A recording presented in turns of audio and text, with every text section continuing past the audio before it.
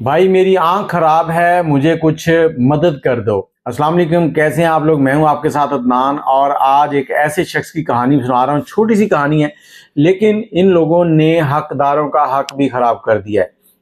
Bus stop पे खड़ा था और वहीं पर एक शख्स आया जिसने आंख के ऊपर पट्टी बांधी हुई है और कह रहा है कि मेरी आंख खराब है, मुझे कुछ मदद कर दो। वहां पर खड़े शख्स ने कहा कि मुझे अपनी आंख की पट्टी उतार कर दिखाओ, उसके बाद मैं तुम्हारा सारा इलाज करवाऊंगा। लेकिन इस शख्स ने इनकार कर दिया। लेकिन उसने फिर दो तीन लोगों के साथ मिलकर कुछ बहस शुरू की।